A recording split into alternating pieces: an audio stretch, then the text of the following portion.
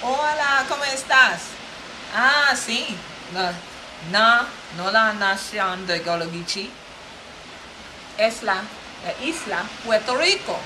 So yes, I am now in Puerto Rico, and this is Queen Quet, Chieftess and head of state of the Gullah Geechee Nation. Very glad to once again bring you all with me on a journey into our African traditions and cultures around the world on different islands. Now it's very interesting to be here at this time because this is also the time that the United Nations is about to shift everybody over to Rio de Janeiro in Brazil.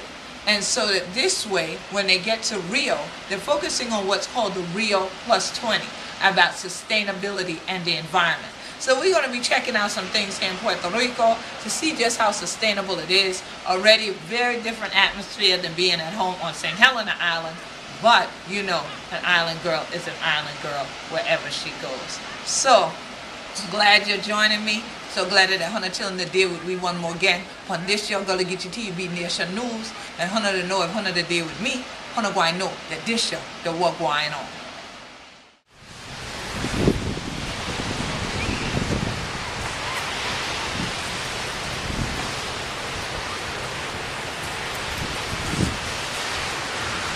The Atlantic Ocean from another perspective, another island. Here, the island of Puerto Rico, la playa, from la isla, Puerto Rico. So I'm very glad that you all had an opportunity to tune in on this episode of Gullah Geechee TV Nation News to find out about the African state here on this one.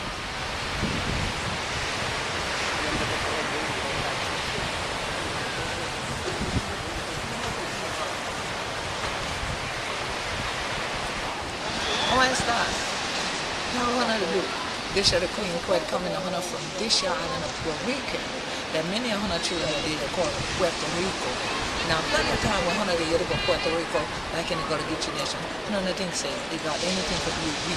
But that's Hannah just to study about being an island and things like that. Huh, look, Hannah children no say this young man named Juan Gabriel being one of the first African Wadilla upon Puerto Rico. Him been a conquistador. Him been with this young man Juan Ponce de Leon.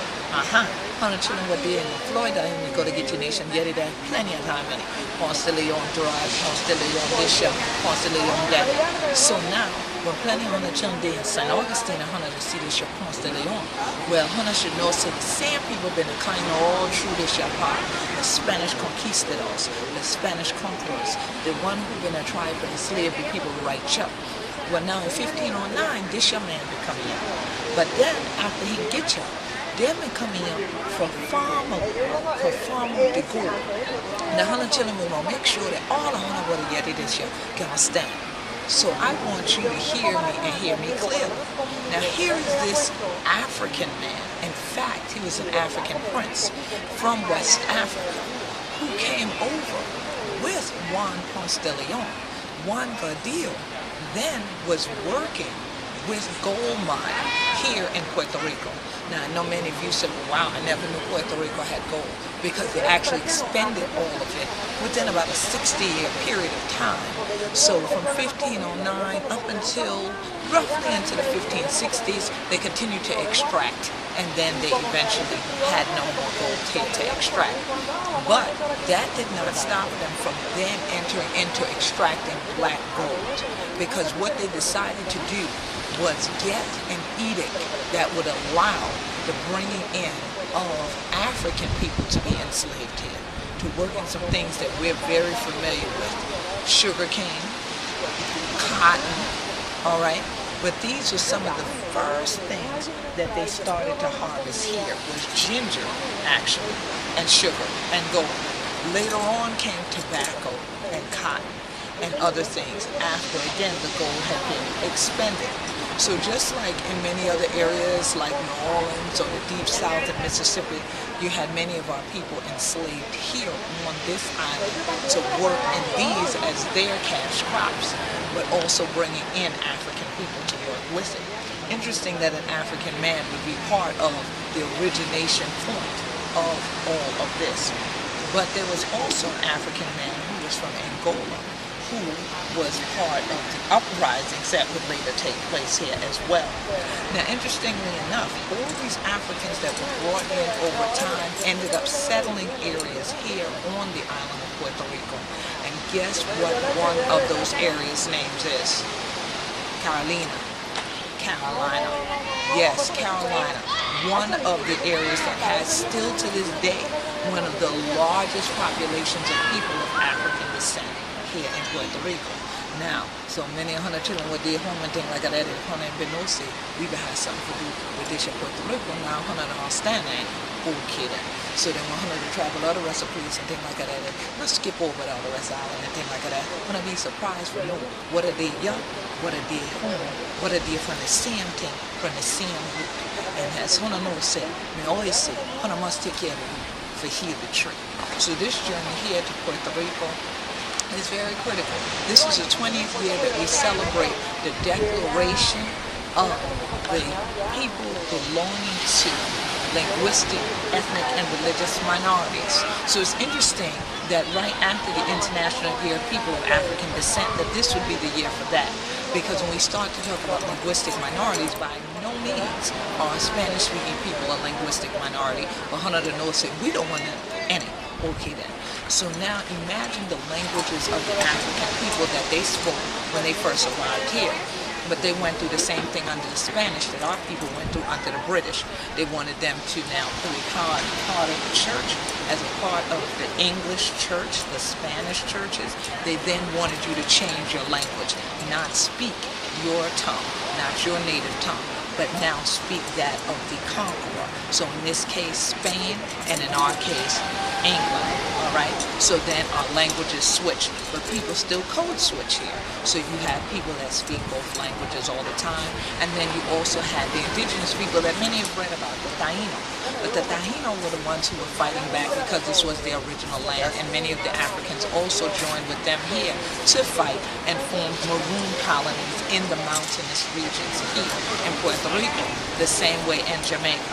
So here it is that at some point in time, as all of these different crops, the agriculture started to wane in some regards with the gold mining, and then the other things started to enter in.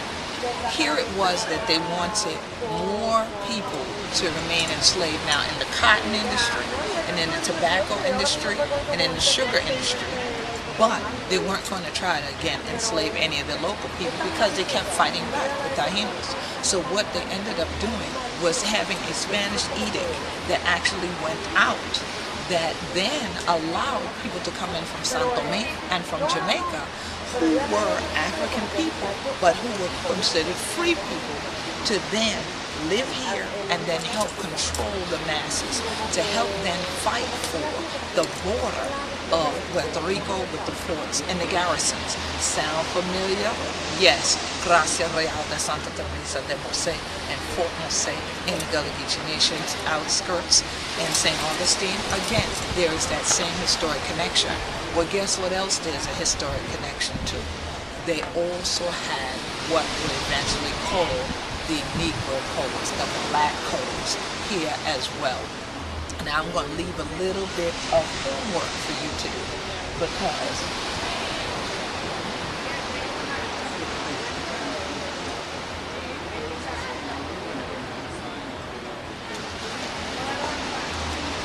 as many of you know, in 1739 we had the Stoner Rebellion where we were.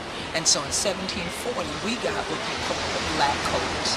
But in 1789, here, they got what was called the black codes, El Corredo Negro.